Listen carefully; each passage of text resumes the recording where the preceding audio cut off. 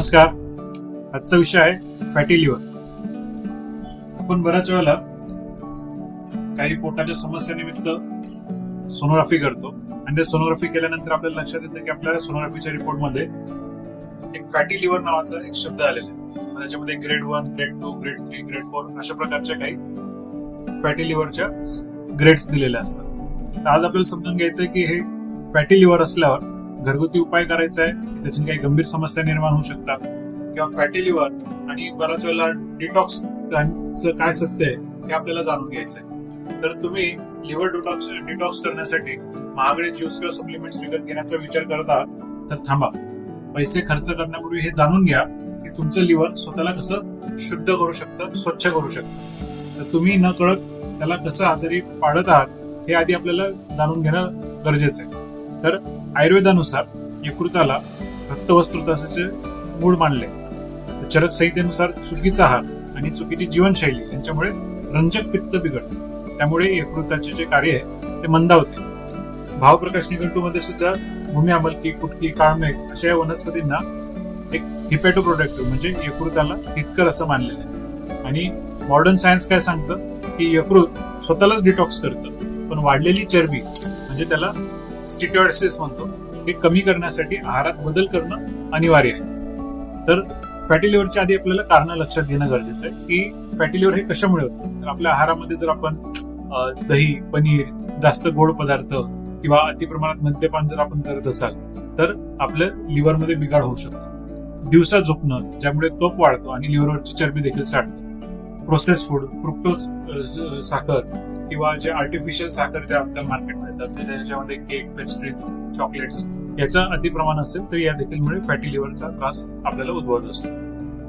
Liver detox करण्यासाठी मी तुम्हाला आज खात्रीशी काही आयुर्वेदिक उपाय सांगणार आहे. तर एक भूमी आमलकी नावाचं एक औषध असतं की जे यकृतांच्या पेशींचं जे पुनर्जीवन करण्यासाठी सर्वोत्तम सांगितलेलं आहे. कोमट पाणी आणि जिरे किंवा धने हे आपण सकाळी जर कोमट पाण्यात पूड जर घेतली आणि थोडंसं त्याला गरम करून घेतलं तर आणि रोज सकाळी जर आपण हे उपाशी पोटी जर सेवन केलं तर आपल्या जे यकृतातील जे टॉक्सिन्स आहेत ते बाहेर पडण्यास मदत होत असते.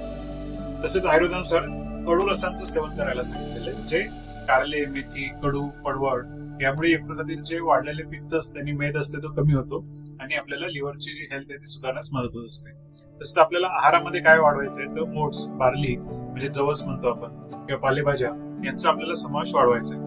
आणि जे रात्रीचं जे जेवण आहे ते सूर्यास्तापूर्वी करायचं किंवा कमीत कमी रात्री 8 वाजेच्या आत तरी ते जेवण करा. आणि जेव्हा रात्रीचं जे जेवण घ्याल ते हलकं असायला पाहिजे किंवा कमी असायला पाहिजे.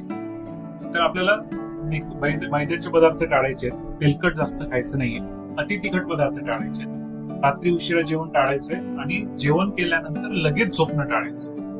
तर हे जे काही फॅटी लिव्हर्स आहेत त्याच्यामध्ये बऱ्याच लोकांना एक भ्रम असतो की 5 दिवसात लिव्हर पूर्णपणे डिटॉक्स करणारे डिटॉक्स औषध मिळतंय ते ज्यूस मी घेऊ का. बिलकुल घेऊ नका, हे बिलकुल सत्य नाही. लिव्हर हे शरीरातील एक केमिकल फॅक्टरी की जे स्वतः 24 तास डिटॉक्सचे काम करत असते. त्याला ज्यूसची गरज नाही, त्याला काय गरज आहे विश्रांतीची म्हणजे रेस्टची आणि योग्य न्यूट्रिशनची. जर मिळालं तर डेफिनेटली तुमचं लिव्हर हे ग्रेड 1 मध्ये असेल किंवा जास्तीत जास्त ग्रेड 2 मध्ये असेल तर ते सुधारण्यास मदत होते. तसंच मी तुम्हाला सांगितलं की भूमी आमलकी नावाचं जे औषध आहे त्याला तर आयुर्वेदानुसार अमृतच म्हटलेलं आहे या आजारासाठी. आणि सकाळी रिकाम्या पोटी थोडंसं चिमूटभर सुंठ, धने हे तुम्ही घेऊ शकता. माझ्या पनवेलच्या क्लिनिकमध्ये एक 40 वर्षाचे रुग्ण आले होते, त्यांना ग्रेड 2 फॅटी लिव्हर होतं. फक्त काही आयुर्वेदिक औषधं आणि 3 महिन्याची त्यांची दुपारची झोप बंद केली आणि त्यांना आहारामध्ये काही बदल करण्यास सांगितले, त्यांचे लिव्हर नॉर्मल आले.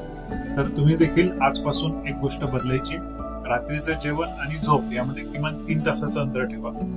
सूर्यास्ताच्या आधी जेवायचा प्रयत्न करा किंवा कमीत कमी रात्री 8 वाजेच्या आधी जेवण करून नंतर अंतर ठेवूनच मग 3 तासांनी झोपायचं आपल्याला. तर हे साधे अंतर तुमच्या लिव्हरच्या चरबीला जाळण्यासाठी आवश्यक वेळ देत असतात. मला आशा आहे आपल्याला हा व्हिडिओ आवडला असेल आणि आपल्याला अनेक कोणत्या विषयावर जर माहिती जर जाणून घ्यायची असेल तर कमेंट बॉक्समध्ये नक्की तुमचा आवडता विषय किंवा तुम्हाला कोणत्या आजाराबद्दल तुम्हाला जाणून घ्यायचंय ते नक्की टाका. आपण अशीच योग्य माहिती तुमच्यापर्यंत पुरवत राहू. तोपर्यंत भेटूया पुढच्या व्हिडिओमध्ये. धन्यवाद.